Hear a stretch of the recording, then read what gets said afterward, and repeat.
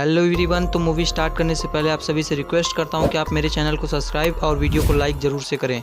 तो मूवी के स्टार्ट में हम 6 दोस्त को देखते हैं। इनमें 3 कपल होते हैं। इसका नाम जैन होता है, इसके बॉयफ्रेंड का नाम डेरिस होता है। इसका नाम मिला होता है, इसके बॉयफ्रेंड का नाम एडम होता है। और ये दोनों लुइस और गैरी हैं, ये थर्ड जेंडर होते हैं। ये सब जा रहे होते हैं एक टाउन में। वहाँ एक होटल में रूम लेते हैं और उन्हें वही वार्निंग मिल जाती है ओनर से कि हाइक पर मार्कटेल से अलग मत जाना। फिर ये सब जाते हैं एक बार में एंजॉय करने को, मगर वही इनकी बहस एक आदमी से हो जाती है। पर इनकी हाथापाई नहीं होती है और ये लोग वहाँ खूब एंजॉय करते हैं। फिर नेक्स्ट मॉर्निंग जेन एक लोकल सेलर से मिलती है। इसका नाम इथी होता है और इसकी बेटी का नाम रुति होता है, वो गूंगी थी। फिर ये सब निकलते हैं हाइक पर जाने के लिए। वहाँ घूमते घूमते वो मार्क ट्रेल से अलग चले जाते हैं। फिर कुछ दूर जाने के बाद ये सब रास्ता भटक जाते हैं और ऊपर से एक लकड़ी इनकी तरफ आने लगता है। तो ये सब भागते हैं और अलग अलग होकर कहीं ना कहीं गिर जाते हैं। कुछ लोगों को तो छोटी मोटी चोट आई थी, मगर इनका दोस्त गैरी पेड़ से दबकर बुरी तरह से मारा जाता है। ये सब काफ़ी सैड हो जाते हैं और इनको यहाँ कोई छिपकर भी देख रहा होता है। फिर ये सब रास्ता ढूंढने लगते हैं यहाँ से बाहर निकलने का, और इनके फ़ोन पर भी नेटवर्क नहीं आ रहा होता है। फिर ये आगे बढ़ते हैं। रात हो जाती है और बारिश भी होने लगती है। तो ये एक जगह पर कैंप लगाकर सो जाते हैं। इनके एक दोस्त की मौत हुई है और ये घोड़े बेच के सो रहे हैं। भाई मैं तो यहाँ नहीं सोता भाई। खैर फिर सुबह हो जाती है और ये जब उठते हैं तो इन्हें पता चलता है कि इनके फ़ोन गायब हो चुके हैं और मिला भी कहीं दिख नहीं रही होती है। फिर ये मिला को ढूंढने लगते हैं। फिर इनको वॉल पर एक बोर्ड मिलती है जिसमें लिखा था कि वॉर से पहले यहाँ कुछ लोग रह रहे होते हैं। फिर ये लोग आगे बढ़ते हैं। इनको रुथी देखती है छिप छिप कर, साथ ही और लोग भी इन्हें छिप छिप कर देख रहे होते हैं। इस जंगल के लोगों ने यहाँ कई सारे ट्रैप्स लगाए होते हैं, जिनमें से एक ट्रैप में एडम फंस जाता है और एक गड्ढे में घुस जाता है। तो ये अकेले कुछ नहीं कर सकते थे, तो हेल्प मांगने के लिए निकल जाते हैं। आगे इन्हें एक शेल्टर मिलता है जहाँ पर ढेर सारे फ़ोन्स होते हैं। तभी इन्हें नकाब में 2 लोग दिखते हैं जो एडम को ले जा रहे होते हैं। तो ये तीनों दोस्त एडम को बचाने के लिए वहाँ जाते हैं। उन लोगों को लगता है एडम मर गया होता है, मगर तभी वो उठता है और गुस्से में उन नकाब वालों में से एक को बहुत बुरी तरह से मार डालता है। इसको लगता है इन दोनों ने उसकी गर्लफ्रेंड मिला को मार डाला होगा और दूसरा नकाब वाला बंदा यहाँ से भाग जाता है। तब जाकर मिला वापस आती है। वो मरी नहीं थी, वो बस हेल्प के लिए गई थी।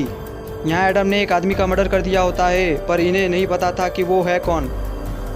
फिर वे आगे बढ़ते हैं और जंगल के लोग उन्हें 1 बाय 1 करके पकड़ने लगते हैं। पहले लुइस किडनैप हो जाता है। फिर ये सब इधर उधर भागने लगते हैं, जिसमें मिला एक नुकीले ट्रैप में गिर जाती है और इसका कमीना बॉयफ्रेंड उसे वहीं छोड़कर भाग जाता है और मिला मारी जाती है और इसका कमीना बॉयफ्रेंड भी पकड़ लिया जाता है। और जैन और डेरिस को भी जंगल के लोग पकड़ लेते हैं। फिर जैन के डैड स्कॉट को दिखाया जाता है। इनको जैन की चिंता हो रही होती है क्योंकि जैन फ़ोन नहीं उठा रही होती है। फिर जैन को देखते हैं। जैन और उसके दोस्तों को एक जेल में अलग अलग जगहों पर कैद करके रखा गया होता है। फिर इथी आती है और इन दोस्तों को पकड़कर एक जगह ले जाती है और हम जंगल में बसे पूरे विलेज को देखते हैं, जो फाउंडेशन के नाम से जाना जाता था, वही नोटिस बोर्ड वाला। खैर ये उस क्रीपी जगह पहुंचते हैं। यहाँ इनके सभी दोस्त होते हैं और यहाँ एक बियर मास्क वाला आदमी आता है और अपना मास्क हटाता है और एक्चुअली यही होता है लीडर ऑफ द फाउंडेशन। इसका नाम जॉन वेनेबल होता है और ये चारों को बताता है कि तुम सब कोर्ट में हो, फाउंडेशन के कोर्ट में, और तुम सबको एक मर्डर के इल्ज़ाम में यहाँ लाया गया होता है, वही मर्डर जो एडम ने किया था। और ये कोर्ट रियल कोर्ट की तरह था। यहाँ मुजरिम था, चश्मदीद गवाह था और पब्लिक थी और मेन जज भी था। तो जॉन जैन से पूछता है सब सच बताओ। तो जैन एडम का साथ देती है। वो कहती है हमने मर्डर नहीं किया। तो जॉन रुथी को बुलाता है। रुथी सबको छुप छुप कर देखती रहती थी और ये सच बता देती है पॉइंट आउट करके कि एडम ने उस आदमी का मर्डर किया था। अब तो भाई एडम तो गया। फिर अब बारी आती है सज़ा की। जॉन एडम को उसी तरह मारता है जैसे एडम ने उस आदमी को मारा था, बहुत बुरी तरह से। और अब इन तीनों को झूठ बोलने के लिए सज़ा देने वाला था। ये लुइस की दोनों आंखों को जलाकर उसको अंधा बना देता है और एक अंधेरी गुफा में उसको डाल देता है। और सेम डेरिस जैन के साथ भी करने वाला था, पर जैन यहाँ थोड़ा दिमाग लगाती है और उससे बोलती है डेरिस एक आर्किटेक्ट है जो इस विलेज के लिए काफ़ी फ़ायदेमंद हो सकता है, ये आपकी डिजाइनिंग में हेल्प कर सकता है। तो जॉन से बोलती है इसके स्किल को वेस्ट मत जाने दो, इसका पूरा यूज़ करो। तो जॉन मान जाता है, बट अब जैन के पास कोई स्किल नहीं थी, तो जैन यहाँ अपने आप को ही जॉन को बेच देती है अपनी जान बचाने के लिए। इसका कहना था कि ये हेल्दी है, फिजिकली फिट है, तो ये फाउंडेशन की जनरेशन को आगे बढ़ाने में मदद कर सकती है। और जैन हरामी मानुस ये डील को एक्सेप्ट कर लेता है। वो जैन को अपनी वाइफ बना लेता है और इसके साथ फिजिकल रिलेशनशिप स्टार्ट कर देता है। और डेरिस को भी फाउंडेशन में रिस्पेक्टेड जगह मिल जाती है। तो ये दोनों यहीं पर बिना अपनी मर्जी के रहने लगते हैं और इनको रहते काफ़ी टाइम हो गया था। 6 हफ्तों बाद स्कॉट इसी टाउन में आता है अपनी बेटी को ढूंढने और लोगों से पूछने लगता है जेन के बारे में, बट इसको कोई कुछ नहीं बताता है डर के मारे, बल्कि सब जानते थे कि उन्होंने उसे देखा था। और ये भी बियर बार में ओल्ड फेलो से झगड़ा कर लेता है और लड़ाई भी हो जाती है और वही होटल ओनर इसकी मदद करती है उसकी बेटी को ढूंढने में। ये इसको सब बताती है फाउंडेशन के बारे में और स्कॉट को एक आदमी के पास ले जाती है। इसका नाम होप्स होता है। इसको जंगल के उस फाउंडेशन गांव के बारे में थोड़ी नॉलेज होती है और पैसों के लिए स्कॉट की हेल्प के लिए रेडी हो जाता है और अपने बेटे को लेकर और सारे हथियारों को लेकर जंगल में एंट्री करता है। लेकिन वो बेचारा फाउंडेशन के ट्रैप में फंसकर मारा जाता है।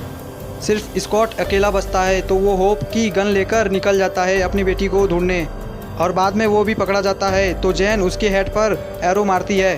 ऐसा लगता है ये भूल गई अपने बाप को, बट आधी रात में चुपके से अपने डैड को उठाती है और बताती है कि ये एरो ना मारती तो वो आपको डायरेक्ट मार देते। फिर ये दोनों वहाँ से भागते हैं और डेरिस को लेने जाते हैं। वो जाने से मना कर देता है। उसका कहना होता है उसकी ज़्यादा वैल्यू यहाँ है बाहर की दुनिया के कंपेयर में। तो ये जैन को भागने में मदद तो करता है बट खुद यही रुक जाता है। और वो जब रूथी से हेल्प मांगती है क्योंकि यहाँ से बाहर जाने का रास्ता बंद था और जैन काफ़ी समय से यहाँ रह रही थी तो वो रूथी से काफ़ी अटैच हो गई थी। तो वो जैन की हेल्प करती है। वो उसे दूसरा रास्ता दिखाती है। वो वही अंधेरी गुफा होती है जहाँ जॉन सबकी आंखें जलाकर डाल देता था। पर गार्ड्स इन दोनों को देख लेते हैं तो ये गुफा के अंदर भागते हैं और ये बहुत लोगों को देखते हैं बिना आँखों के। उन्हें लुइस भी दिखता है और इन पर फाउंडेशन के लोग अटैक कर देते हैं।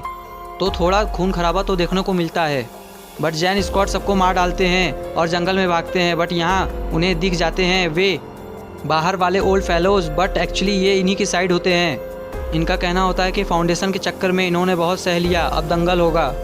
सो अगेन खून खराबा चालू हो जाता है। बट ये लोग जैन, स्कॉट और ओल्ड फेलोज जंगल में आग लगाकर सेफली वहाँ से भाग जाते हैं और जॉन लास्ट में अपना विलन वाला लुक देता है। मूवी यही ख़त्म नहीं होती है। लास्ट में देखते हैं कि जब जैन स्कॉट अपने घर वापस आ जाते हैं, हंसी खुशी रहने लगते हैं। लेकिन एक दिन उनके घर गेस्ट बनकर आता है जॉन रूथी को लेकर। वो अपने बच्चे के लिए यहाँ आया होता है क्योंकि जैन प्रेग्नेंट होती है। तो जॉन उसे अपने साथ हंसी खुशी चलने को कहता है और बदले में जैन की फैमिली को कुछ न करने को वादा करता है। तो जैन डील एक्सेप्ट कर लेती है और गाड़ी में बैठने के बाद थोड़ी दूर चलने के बाद वे गाड़ी में बैठे सभी लोगों को कुत्ते की मौत मार डालती है, बट रूथी को छोड़ देती है बिकॉज शी इज़ इनोसेंट। तो मूवी यही ख़त्म हो जाती है। तो मिलते हैं नेक्स्ट वीडियो में।